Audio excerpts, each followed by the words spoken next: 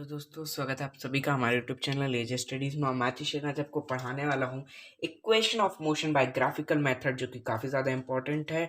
उसका सेकंड वाला मतलब कि second equation, position time relation. Okay, उससे पहले हमने क्या पढ़ी थी? Velocity time relation. ये है पोजीशन टाइम रिलेशन। वो थी वेलोसिटी मतलब कि स्पीड वाली वेलोसिटी। ओके, और पोजीशन मतलब कि पोजीशन। ठीक है, तो ये हम पोजीशन टाइम रिलेशन की इक्वेशन मतलब कि इक्वेशन पढ़ने वाले हैं। ठीक है, और दोस्तों मैं आपको बता दूं कि आप बिल्कुल याद कर लेना कि वेलोसिटी टाइम रिलेशन का क्या होता है। मतलब कि v is to u plus a t, जैसे मैंने याद कर लिया। और पोजीशन टाइम रिलेशन का क्या होता है, जैसे कि यहाँ पास लिखा हुआ है s is to u t plus 1/2 a t square. आपको ये भी नाम याद रखना पड़ेगा। और ये भी मैम ऐसे नहीं लिखेंगी कि फर्स्ट इक्वेशन को डेराइव कर दो, सेकेंड को डेराइव कर दो। मैम बोलेंगे कि derive position time relation equation. तो आपको ये याद रखना पड़ेगा कि पोजीशन टाइम रिलेशन में ये होता है, ये वाली इक्वेशन होती है, और फिर उसको डेराइव कैसे करते हैं वो तो मैं सिखा ही रहा हूँ। ठीक है, तो ये बिल्कुल आप रट लीजिए। इसकी कोई ट्रिक मेरे पास नहीं है। ओके, बनी हो तो मैं आई डोंट नो, बट मेरे पास इसकी कोई ट्रिक नहीं है। इसको आप याद कर लीजिए। बाकी इसको सॉल्व करने की बहुत ईजी तरीके से मैं आपको बता ही रहा हूँ। ओके, तो चलिए दोस्तों शुरू करते हैं इस वाली इक्वेशन के साथ। तो ये इक्वेशन तो इतनी ज़्यादा आसान है, इसका इतना बड़ा ये है s equal to u t plus 1/2 a t square. बाकी इस इक्वेशन बहुत ज़्यादा आसान है। ठीक है, तो इसमें क्या करना है, हमको कुछ नहीं करना है दोस्तों। हमको क्या करना है, इन ट्राइंगल का और इसका रेक्टेंगल का एरिया निकाल लेना, दोनों को प्लस कर देना और हमारे ये आ जाएगा। ठीक है, अब आप बोलोगे कि हमारे पास तो दो ट्राइंगल्स हैं, तो हम दो ट्राइंगल को क्यों नहीं सम कर रहे हैं? भैया मेरे, हम ऐसे जा रहे हैं ना, तो जो हमारा डिस्टेंस ऑफ वेलोसिटी, जो भी स्पीड होगी वो सब नीचे होगी, ऊपर ये वाला थोड़ी ना। इसका हमारे पास कोई काम नहीं है। Okay, we don't know, we don't want this triangle. हमें ये ट्राइंगल चाहिए ही नहीं है। वो तो बनाना पड़ेगा, क्यों? लाइन बनानी पड़ेगी। ओके, तो हमें सिर्फ इन दोनों का काम है, इन दोनों का एरिया निकालना है और हमारा आंसर आ जाएगा। ठीक है, तो चलिए दोस्तों शुरू करते हैं। तो हमको क्या करना है, इसमें कुछ नहीं करना है। हमको पोजीशन को हम क्या कहते हैं, हम पोजीशन को डिस्टेंस भी,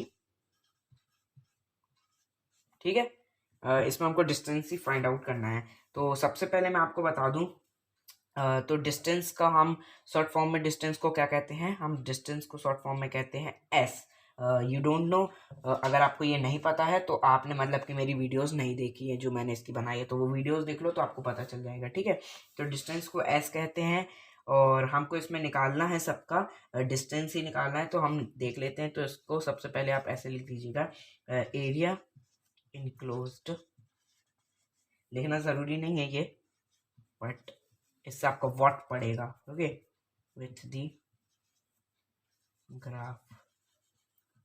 तो एरिया जो इनक्लोज्ड है विद द ग्राफ में आप जो देख रहे हैं एरिया, इसको हमें निकालना है इस ट्राइंगल का और रेक्टेंगल का। तो चलिए शुरू करते हैं। एस इज इक्वल्स टू, सबसे पहले हमको क्या निकालना है? Area of rectangle. Area of rectangle, rectangle. Okay, plus plus लिखा है वहां पास, एरिया ऑफ विच ट्राइंगल लिख ही देता हूँ। Okay, triangle. ठीक है, तो हमको area of rectangle plus area of triangle निकाला, हमारा आ जाएगा। तो सबसे पहले एरिया ऑफ रेक्टेंगल क्या होता है, इसमें प्लस को हटा देता हूँ, यहाँ पास लगा देता हूँ। ठीक है, एरिया ऑफ रेक्टेंगल क्या होता है आपको पता है? Length into breadth. और area of triangle 1/2 into base into height. ठीक है, 1/2 बेस इंटू हाइट होती है। तो बस आप पुट करो वैल्यू, आपका आंसर आपके हाथ में। तो डिस्टेंस, हमको डिस्टेंस फाइंड करना है ना। Distance is equals to area of rectangle length. Length क्या है हमारी? लेंथ है हमारी ए डी, है ना। लेंथ है हमारी ए डी। ओके, बिल्कुल ध्यान से सुनना। और ब्रेथ क्या है हमारी? ब्रेथ हमारी डी सी। ओके, या फिर हम उसे कह सकते हैं ए ओ। तो हम लिख लेते हैं ए ओ डी सी। आप कुछ भी लिख लीजिए, बट ए ओ लिखिए क्योंकि यहाँ पास हमको ए ओ से आएगा। तो अगर नहीं, आप कुछ भी लिख सकते हो। ओके, आगे चल के हमको तो उसका वो करना है, तो ए ओ डी सी आप कुछ भी लिख सकते हो, इट्स योर चॉइस। ठीक है, प्लस, अब ये प्लस क्यों लगाया? लेंथ इंटू ब्रेथ तो हमने कर लिया, अब हम प्लस कर रहे हैं इस वाले को। ठीक है, प्लस अब हम इसका फॉर्मूला 1/2 इंटू ट्राइंगल का बेस क्या है? बेस है ये ए डी, जिसमें ट्राइंगल बना हुआ है। ओके, बिल्डिंग का बेस क्या होता है? जमीन। तो ये है AD, तो AD। अब उसके बाद हाइट क्या है? हमको पता भी है BD, उसमें क्या दिक्कत है? ये हाइट नहीं है, ये है हाइपोटेनिस और ये होती है हाइट। ओके, इसको हम सेलेंट हाइट कहते हैं शायद, है ना। तो ये हो गई हमारी BD। तो ये हमारा फॉर्मूला तैयार हो गया। बस अब हम इसको थोड़ा सा समराइज कर देते हैं, मतलब कि इसकी AD ADO को छोड़ के जो भी हमारी इसकी वैल्यू है वो पुट कर देते हैं। तो AD को हम क्या कह सकते हैं? AD को हम कह सकते हैं टाइम, ठीक।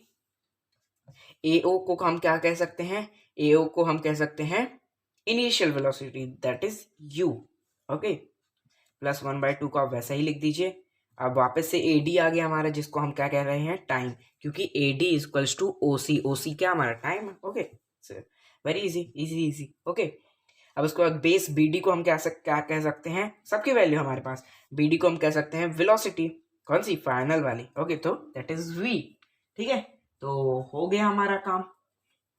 ऐसे कैसे हो गया भैया? अभी तो हमारा आंसर ही नहीं आया, बट फिर भी हमारा काम जो है वो बिल्कुल कंप्लीट ही हो सा गया है। ठीक है, तो चलो दोस्तों, अब हम और पूरा देख लेते हैं कैसे क्या क्या जो कुछ बचा हो तो कर लेते हैं, इसमें कसर निकाल लेते हैं।